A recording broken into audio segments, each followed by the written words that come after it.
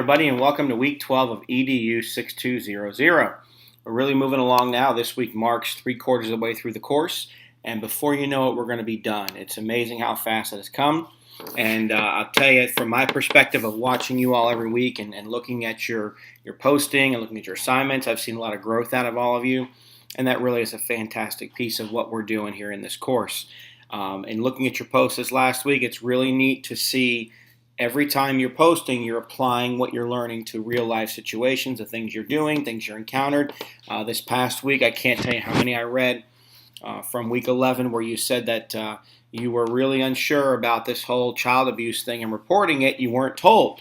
And that's really an interesting thing because I know in Hillsborough, we stress that we teach it from day one. It's one of their required new teacher courses, but every county is different. And so that's very interesting, but of course, nonetheless important, a very important piece of what we do. So we're into week 12 now, and week 12 has a few things you're going to be working on. Number one, you're reading chapter 10, and I'll talk about that in a few minutes. I'll give you some background information on chapter 10. I know the group for this week is already posted. The questions are there and ready to go. And all you got to do is work on your discussion forum, which is assignment number 2. Number 2 is going to be that week 12 discussion. Again, please try by Friday, Saturday, the latest, to get your initial posts in. Most of you are doing that now, and that's fantastic. It's going to help everybody else. It gives you more people to respond to, and I hope you're finding that opportunity to respond to more people. The last assignment is WCG number 6.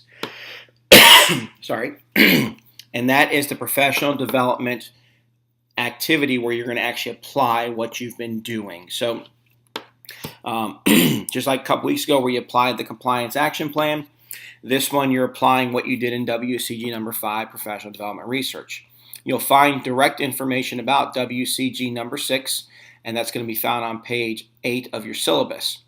And it talks about you actually doing a presentation. And so you've got to do a presentation, and you got to implement something based on what you did in number 5. It could be any one of the items you looked at in number 5 as far as the needs for the school, and you're going to address them. I often get this question, how long does it have to be? I mentioned it last week.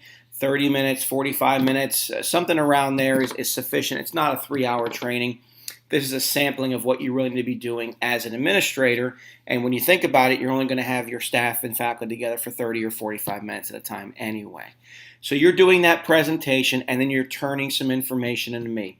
And I want to go over that with you in the rubric to make sure everybody's clear on what you're turning in. So if you look at the rubric and pull it up, first of all, number 1 talks about identifying something that is tied to improving practice of the folks at your school, enhancing leadership, and tied to those school needs. Sorry about that, guys. Number 2 develops activities that are tied to improving professional practice. That's important again, so that presentation needs to include things related to that. Number 3, a logical sequencing. And number 4, you're submitting a 1-page reflection. So, what are you turning in? You're turning in really 2 things to me and 1 thing to Dr. Hassan. So the 2 things to me are, number 1, your presentation. So whether it be a PowerPoint, a Prezi, or if you want to get fancy and video yourself. I've had students do that in the past where they video themselves and they upload that video to YouTube and they give me a link to that just so I can see what you did with your faculty and staff. That's number 1 for me. Number 2 for me is going to be that 1-page reflection.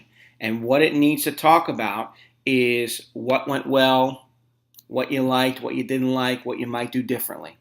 So you're reflecting on your presentation. How did it go? Did it go as expected?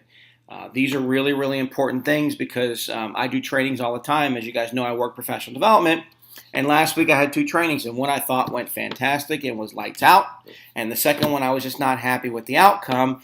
And what did I do right away? Okay, how can I make it better? And that's where reflection comes in. So we need to make sure we're doing that at all times, reflecting on what we do. The third thing you're turning in is not coming to me. That's actually going to Dr. Hassan. It's one of the 4 forms you got to do this semester where you have to have signed off by your principal that you work with him or her. So make sure you get that in as well. So again, 3 things you're turning in. 1, the PowerPoint. 2, a reflection. And then number 3, to Dr. Hassan, that form. That's the assignments for week number 12. What I do want to do now is I want to go over some of the notes with you guys from this chapter. So give me just 1 second while I pull them up.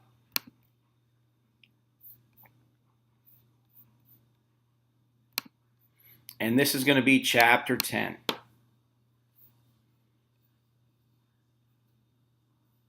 If it will open.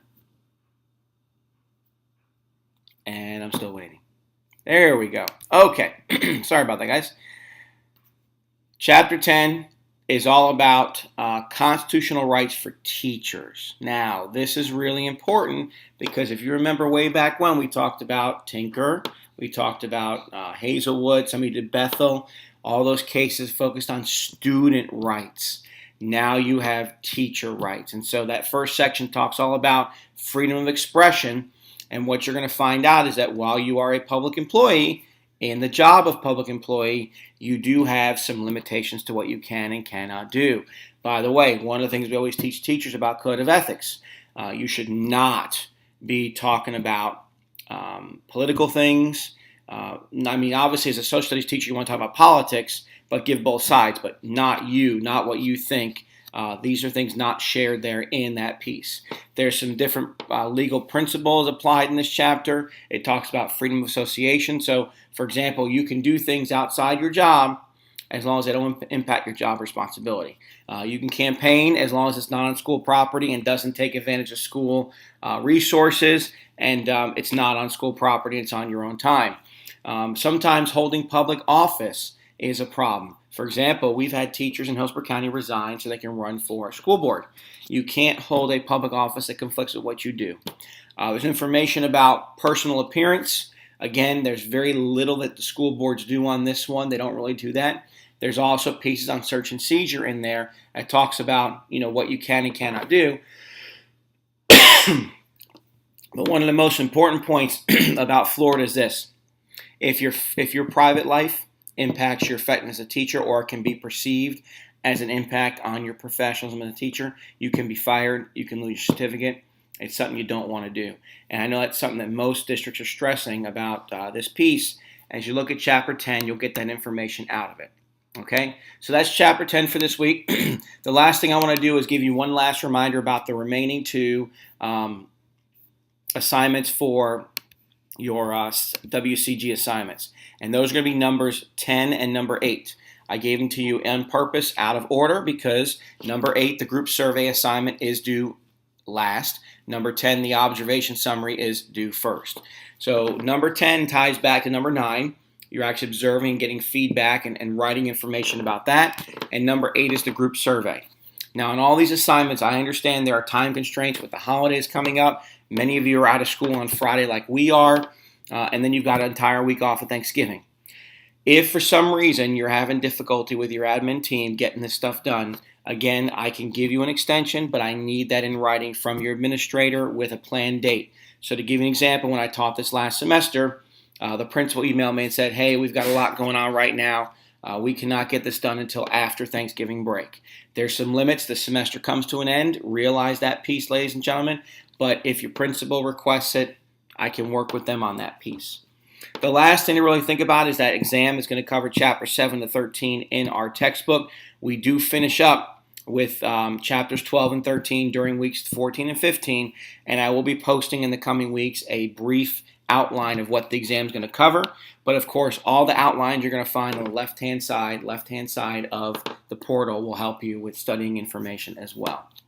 That's about it for this week. We're really getting down in the grind here. Please make sure you're staying on task with things and getting things done. And again, don't hesitate. You all have been great about contacting me when you have questions. I am here to help you. You guys have a great, fantastic week, and I'll talk to you soon.